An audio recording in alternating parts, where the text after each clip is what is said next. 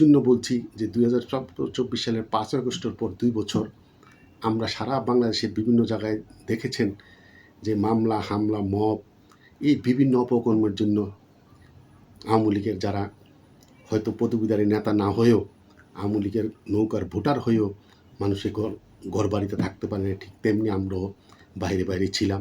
যার জন্য বাংলাদেশের প্রায় জায়গাগুলোর মধ্যে থাকা হয়েছে, দেখেছি সব জায়গায় একই সমস্যা। এই কমিটির সবচেয়ে বড় সমস্যাগুলো হলো আমি যেই দেখেছি যে ম্যাক্সিমাম জায়গায় যে আগে থানা কমিটিগুলো হয়েছিল সারা বাংলাদেশের, মহানগর কমিটি হয়েছে, জেলা কমিটি হয়েছে, ইউনিয়ন কমিটি হয়েছে, এমন অনেক জায়গায় 25 বছর 28 বছর কমিটি হয়েছে, সভাপতি সাধারণ সম্পাদক করা হয়েছে, এরপরে আর পূর্ণাঙ্গ কমিটি হয় নাই।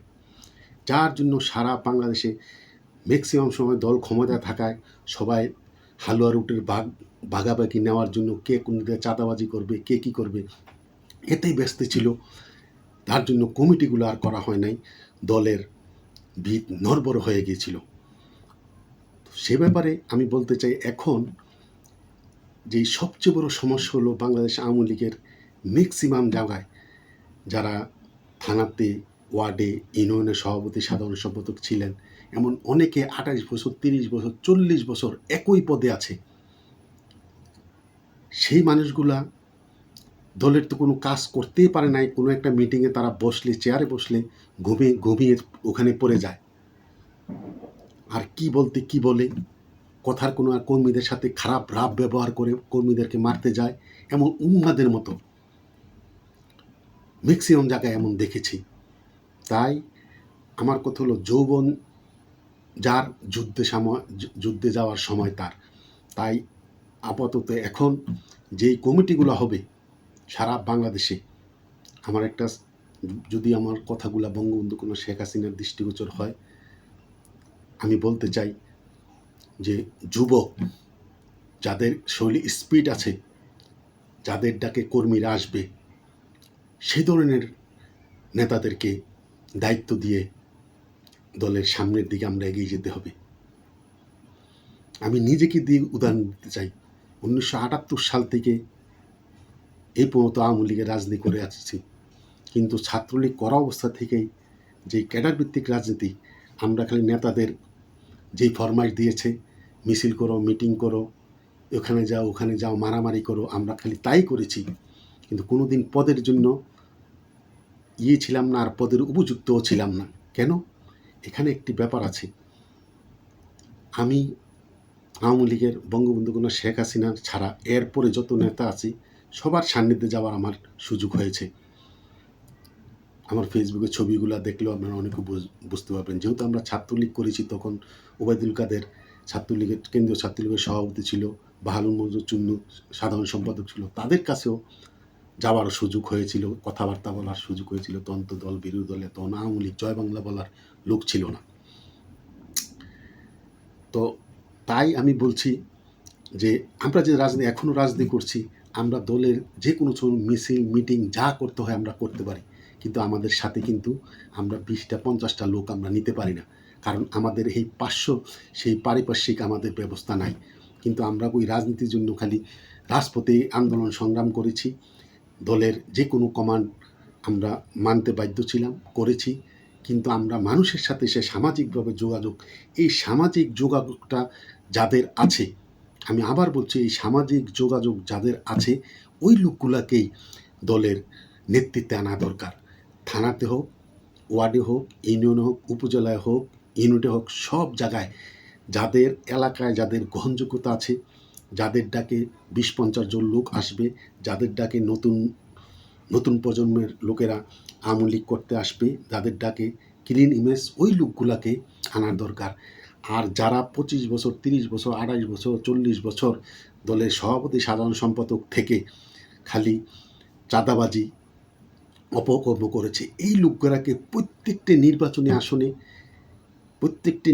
আসনে যে এমপি কর্মীদেরকে সাথে যোগাযোগ না রেখে কর্মীদেরকে তুচ্ছ তাচ্ছল্য করে খালি আত্মীয়দেরকে টাকা পয়সার ব্যবস্থা করে দিয়েছে এবং নিজে আখের গুছিয়েছে, কর্মীদের খোঁজ খবর নাই। আবার যারা দলের থানার সভাপতি সাধারণ সম্পাদক ছিল, খালি নিজেরাই সারা সম্পাদক দুজনে চাঁদাবাজি, জমি দখল, এমন কোনো অপকর্ম করে নাই, করে কোটি কোটি কোটি শত শত কোটি টাকা ইনকাম করেছে। কিন্তু যেই কর্মীরা নিজের খেয়ে আমলিটটা করছে, তাদেরকে মরার উপরে খাড়ার তাদেরকে 20 বছর, 12 বছর, 18 বছর তাদেরকে পদ দিবে বলে তাদেরকে বলেছে আজকে মিটিংয়ের জন্য তুমি 2 গাড়ির লোক নিয়ে আসবে। সে যে কোনোভাবে হয়তো ঘরের বাজার খরচ না দিয়ে বা বউয়ের গয়নাগাটি না দিয়ে বন্ধক রেখে অথবা বাচ্চার দুধ না কিনে এই টাকা দিয়ে সে লোকজনকে নিয়ে মিছিলে গিয়েছে। এভাবে বছর কি বছর তাদেরকে এভাবে রান দেখায় ঝুলিয়ে রেখেছে যে পদ দিবে। একটি পদের জন্য, একটি ওয়ার্ডের পদের জন্য সভাপতি 7 পদের জন্য 7 জনের থেকে টাকা নিয়েছে, সাধারণ সম্পাদক পদের জন্য 7 জনের থেকে টাকা নিয়েছে। এমনও হচ্ছে যে এই কমিটির পদগুলো থেকে বিএনপি জামাতের লোক যারা আওয়ামী লীগ করে না, হয়তো 20 বছর আগে সে জেলে ছিল, একটা হয়তো কোনো চুরির কেসে, মার্ডার কেসে বা কোনো ছিনতাই কেসে সে জেলে ছিল, তখন নেতা তাকে সার্টিফিকেট দেয় এভাবে যে 20 বছর আগে সে আমার সাথে জেলে ছিল, সে আমার জেল পার্টনার, আওয়ামী লীগের জন্য সে জেল কেটে। আসলে কিন্তু তাকে হাইব্রিড, তাকে কিভাবে পদ দিবে এভাবে তার থেকে টাকা নিয়ে এভাবে তারা সার্টিফিকেট দিয়েছে। তাই যারা 28 বছর, 30 বছর, 40 বছর একই পদে ছিল, এই লোকগুলাকে কোনোভাবে এগুলাকে যে কমিটির মধ্যে উপদেষ্টা পরিষদে রাখা হোক, এবং যৌবন যার যুদ্ধে যাওয়ার সময় তার যুবক যাদের রক্ত টকবক করছে, যাদের কথায় শত শত ছেলেমেয়েরা রাজপথে নামবে, তাদেরকে দলের থানাতে, ওয়ার্ডে, ইউনিটে তাদেরকে সভাপতি, সাধারণ সম্পাদক করা হোক। আরেকটি কথা নিয়ে বিতর্ক আছে যে অনেকে বলছে যে অনেকে বিদেশে থাকে, দেশে থেকেও কর্মীদের কাছাকাছি নাই। আমি তাদেরকে উদ্দেশ্য বলবো, আমাদের এখন দরকার কি, এই 2 বছরে 2024 সালের 5 আগস্টের পর আমি দেখেছি, আমি দায়িত্ব নিয়ে বলতে পারি, বাংলাদেশের অনেক জায়গায়, যেমন চট্টগ্রাম নৌফেল, সে বিদেশে আছে, সে এমপি ছিল, সে বিদেশে থাকলো, তার নেতৃত্বে প্রচুর মিছিল হচ্ছে। চট্টগ্রামের ছাত্রলীগের সাধারণ সম্পাদক ছিল মহানগরের যে গোলাম আজিম রনি, চট্টগ্রামে এক ডাকে সবাই চিনে, সে এখন যুবলীগের প্রার্থী, সে বিদেশে আছে, তার নেতৃত্বে প্রচুর মিছিল হচ্ছে। ঢাকার মধ্যে সবচেয়ে বেশি মিছিল হচ্ছে কার? এমপি ছিলেন বাহাউদ্দিন নাসিম, মতিঝিলের এমপি ছিলেন, তার নেতৃত্বে প্রচুর মিছিল হচ্ছে। জাহাঙ্গীর কবির নানক মোহাম্মদপুরের এমপি ছিলেন, তার ডাকেও প্রচুর মিছিল হচ্ছে। তারা কি দেশে আছে? বিদেশে থেকেও তারা দলটাকে, তাদের কর্মীদেরকে চাঙ্গা রেখেছে, বিভিন্নভাবে তাদেরকে সহযোগিতা করে। তাই আমি বলছি, বিড়াল কালো না সাদা সেটা দেখার ব্যাপার না, বিড়াল শিকার ধরতে পারে কিনা সেটাই প্রধান লক্ষ্য হওয়া উচিত। চাই যে নেতারা সামনে কমিটিতে দায়িত্বশীল পদ নিতে চায়, সে বিদেশে আছে, দেশে আছে, আমার সেটা দেখার ব্যাপার না। আমি জানি, আমার জানা সত্ত্বে দেশে অনেক বড় বড় নেতারা লুকিয়ে আছে, তারা কোনোভাবে ফেসবুকটাও তারা চালু করে না, মোবাইলটাও কিন্তু চালু করে না তারা, কিন্তু ইদানিং অনেকে এই কমিটি হবে দেখে তারা ফেসবুক অ্যাক্টিভ হয়েছে, তারা কোনোভাবেই কর্মীদের সাথে যোগাযোগ করে নাই। কিন্তু বিদেশে থেকে আমি অনেককে জানি, তারা তাদের হয়তো অন্য সবার জন্য না, তাদের সাথে যাদের যোগাযোগ আছে তাদেরকে বিভিন্নভাবে টাকা পয়সা দিয়ে, যারা জেল খেটছে, জেলে আছে, তাদেরকে জামিন করানোর জন্য অর্থনৈতিকভাবে বহু সহযোগিতা করাচ্ছে। আবার এমন অনেক আছে, এমপি ছিল এবং অনেকে আসিল কাউন্সিলর ছিল, তারা তাদের অধীনের নেতা তাদেরকে উজ্জীবিত করার জন্য ছাত্রলীগ, যুবলীগের অনেককে তারা বিভিন্নভাবে সহযোগিতা করছে। যারা বাড়িতে থাকতে পারে না, বিভিন্ন জায়গায় থাকে, যারা তাদেরকে অর্থ দিয়েছে মিছিল করার জন্য।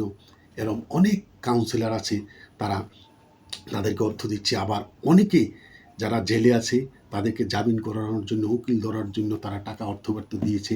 যারা জেলে আছে তাদের পরিবারকে টাকা দিচ্ছে। আবার অনেকে যে বাংলাদেশেই হয়তো আছে কর্মীরা, বাড়ি থাকতে পারছে না, বিভিন্ন জায়গায় থাকছে, তাদেরকেও বিভিন্নভাবে সহযোগিতা করছে অর্থনৈতিকভাবে। এটা দিনের আলোর মতো স্পষ্ট। আমি তাই বলছি, বিড়াল কালো না সাদা সেটা দেখার ব্যাপার না, নেতা কি দেশে আছে না বিদেশে আছে দেখার কথা না, কিন্তু তার নেতৃত্বে কাজ হচ্ছে কি না, সে কর্মীদের খোঁজ খবর নিচ্ছে কি না, এটাই আমাদের একমাত্র লক্ষ্য হওয়া উচিত।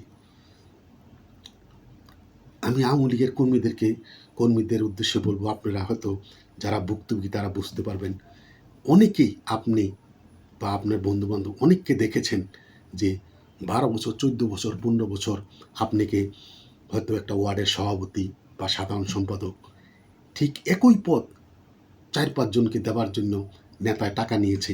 এভাবে আপনি 15 বছর টাকা দিতে মিছিলে যেতে আর মিছিলে লোক সাপ্লাই, আদম সাপ্লাই দিতে আপনি নিঃস্ব হয়ে গেছেন।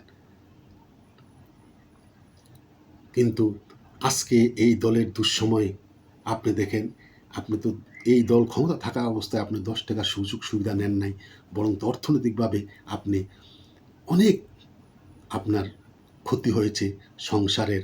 আপনি বাচ্চা কাচ্চার খবর নিতে পারেন নাই, এই দলের জন্য অর্থ ব্যয় করেছেন, সময় ব্যয় করেছেন, কিন্তু পদ পান নাই। যারা এই অপকর্মগুলা করেছে, যারা এই দীর্ঘদিন আওয়ামী লীগের পদ পদবি ব্যবহার করে এটা রক্ষা কবচ মনে করে চাঁদাবাজি করেছে, কমিটি করে নাই, তারা এইসব লোক করে সারা বাংলাদেশে যে যেখান থেকে আমার কাছে কথা শুনছে তাদের কাছে আমার কর জোরে অনুরোধ, আপনারা সবাই ঐক্যবদ্ধ হন। এইসব লোকগুলো যেন কোনোভাবে আর আওয়ামী লীগের সভাপতি সাধারণ সম্পাদক যেমন না হতে পারে।